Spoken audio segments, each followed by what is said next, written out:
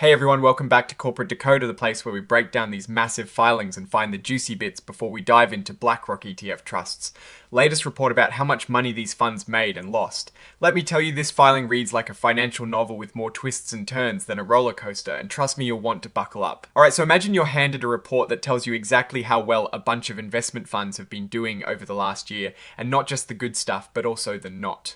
So good stuff this end. CSR filing from BlackRock ETF Trust covers a bunch of their eShares ETFs and gives us the lowdown on their performance costs and what they were actually invested in it. It's like getting a detailed checkup on a bunch of financial products designed to track or beat the market. Let S rip into the numbers because that is what really matters for a hypothetical $10,000 investment. The BlackRock US Carbon Transition Readiness ETF cost investors a mere $16, a tiny 0.15%. This is super cheap and suggests it is an efficient fund, but its performance was a bit shy of the Russell 1000 index, which returned 16.54% for this ETF. The annualized return was 11.30%, which is decent but trailing the index. Now for the BlackRock World ex-US Carbon Transition Readiness ETF, things got a little more expensive with $23 in costs for $10,000 or 0.22%. Even though it returned 12.14%, it lagged its benchmark MSCI World ex-UA index at 13.70%.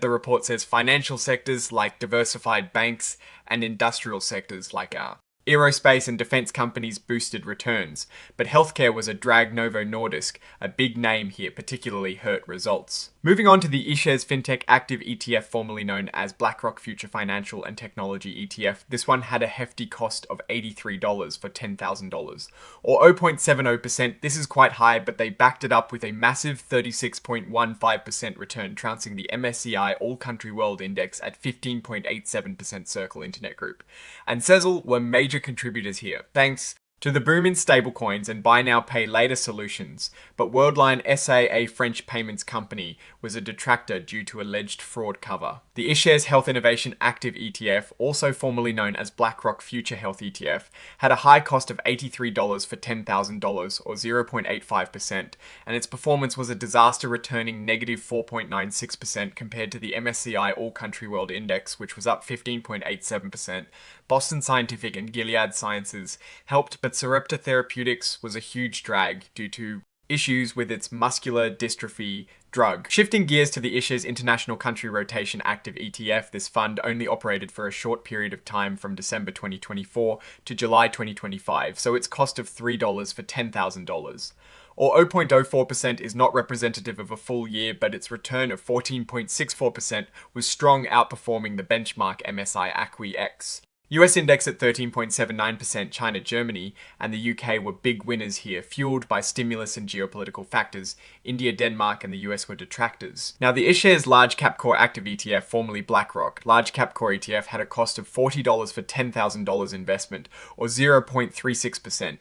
Its return was 19.91%, beating the Russell 1000 index at 16.54%. The explanation points to information technology, financials, and communication services as drivers, but healthcare and consumer staples weighed it down. The eShares Large Cap Value Active ETF, another rename, formerly BlackRock Large Cap Value ETF, saw costs of $32 for $10,000 or 0.30%. It returned 10.60%, but this underperformed the Russell 1000 index at 16.54%. Financials, industrials, and information technology helped, but energy and materials hurt its performance. We also saw a significant fee waiver here, bringing the effective VEV cost down significantly. Let's talk about the eShares US Equity Factor Rotation Active ETF, formerly BlackRock.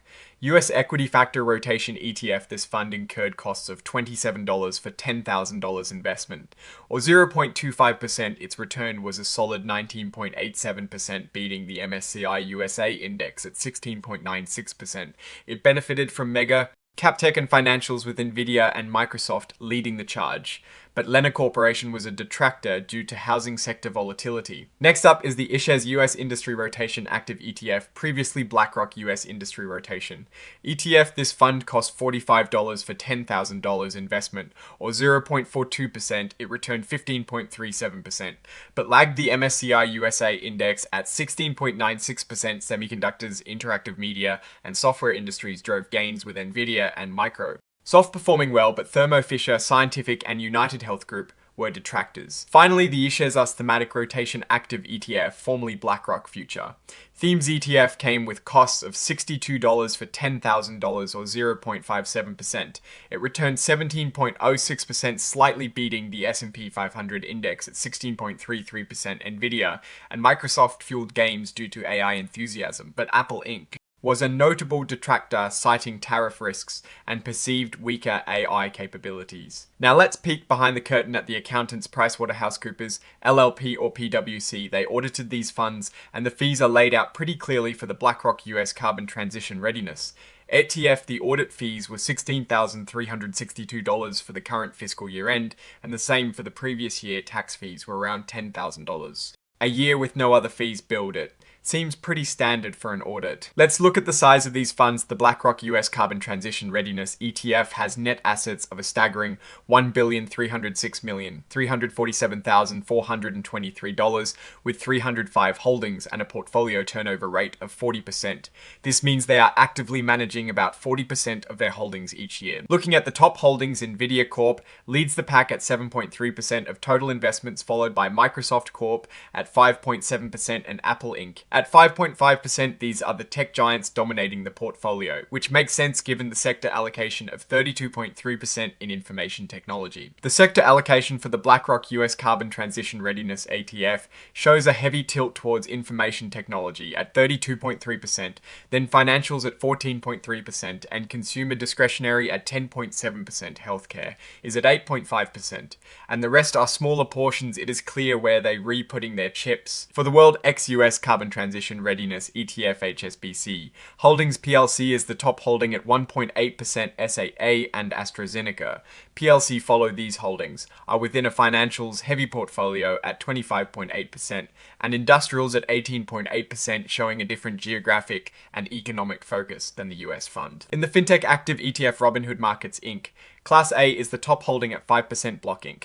follows at 4.9%. You can see their industry allocation is heavily skewed towards financial services. At 43.3%, capital markets follows at 18.8%, and software at 13.5%. This is a very focused fund. For the Health Innovation Active ETF, Abbott Laboratories is the top holding at 3.9%. Medtronic PLC and Edwards Lifesciences Corp are also significant. The industry allocation here is clear. Biotechnology leads at 32.1%, followed by healthcare equipment and supplies at 24.5%, and life sciences tools and services at 22.0%. The iShares International Country Rotation Active ETF is a bit different. Its portfolio composition is 100% international equity. Top holdings are ETFs themselves, like iShares MSI Japan ETF at 13.9%, iShares MSI Canada ETF at 12.8%, and iShares MSI China ETF at 8.9%. This fund rotates its country exposures. Now in the iShares Large Cap Core Active ETF, Microsoft Corp is the biggest player at 8.7% of total investments. Amazon.com Incorporated is next at 7.5%, followed by Nvidia Corporation at 7.2%. The industry breakdown shows software at 15.2%, semiconductors and semiconductor equipment at 12.8%, and interactive media and services at 8.8%. Tech heavy focus here. For the iShares Large Cap Value Active ETF, Wells Fargo and Company is the top holding at 3.5%. Amazon.com Incorporated is close behind at 3.2%, and SSC Technologies Holdings Incorporated is at 3.1%. The industry allocation shows banks at 10.8% and healthcare equipment and supplies at 7.0%. This is a value oriented fund with a focus on financials and healthcare. Nvidia Corp finance the iShares US Equity Factor Rotation Active ETF features Nvidia Corporation as the top holding at a massive 8.8%, followed by Microsoft Corp at 8.5% and Apple Inc. At 6.8%, this fund is very concentrated in information technology at 34.6%, then financials at 18.4%, and communication services at 13.8%. This is a highly concentrated tech-focused strategy. Nvidia Corp. INARS looking at the iShares US Industry Rotation Active ETF. Nvidia Corp is again the top holding at 8.3%. Microsoft Corp is at 7.0%, and Apple Inc. is at 6.4%. The sector allocation mirrors the previous fund, with information technology at 35.1%, financials at 14.5%, and communication services at 14.1%. Another tech-heavy approach, Nvidia Corp. For NAS and finally for the eShares US Thematic Rotation Active ETF, Nvidia Corporation takes the top spot at 9.2% with Apple Inc., at 6.2% and Microsoft Corp. At 5.5%, Once More Information Technology dominates the sector allocation at 35.1%, followed by financials at 14.5% and communication services at 14.1%. Let's talk about the auditors PricewaterhouseCoopers LLP or PwC for the BlackRock US Carbon Transition Readiness ETF.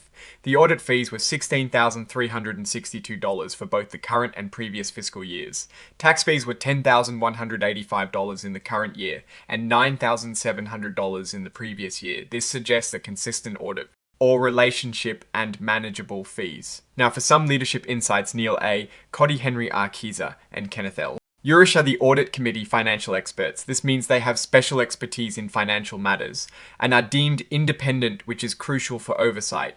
They are responsible for ensuring the financial integrity of these funds. Overall, this filing shows us a massive operation. The BlackRock ETF Trust manages a huge amount of money across many diverse funds.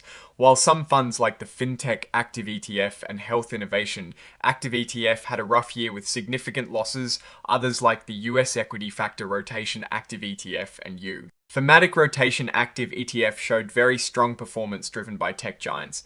The costs for most of these funds are quite low, which is good for investors, but the active ETFs do come with higher fees. The net assets figures are huge, especially for the US Equity Factor Rotation Active ETF, with over $21 billion in net assets. This shows BlackRock's dominance in the ETF space.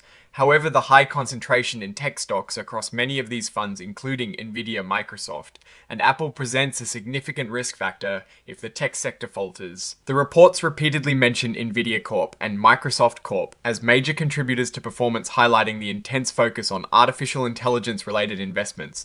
This reliance on a few tech giants could be both a strength and a weakness if those specific companies face challenges. On the flip side, healthcare sectors and specific companies like Sarepta Therapeutics Inc. were major detractors in some funds, showing the volatility within specific industries, even in value. Oriented funds like the Large Cap Value Active ETF we see underperformance compared to the broader market.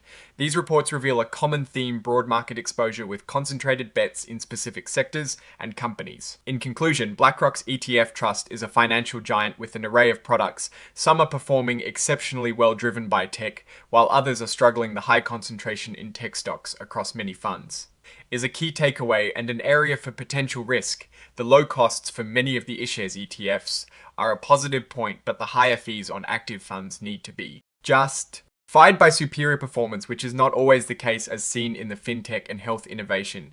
ETFs investors need to carefully consider the specific objectives and risks of each fund before investing. What is your take on these BlackRock funds and their strategies? Let me know in the comments. If you found this breakdown helpful, smash that like button and subscribe for more corporate deep dives, and don't forget to join our Discord community for more exclusive content. Thanks for watching, and I'll see you in the next episode.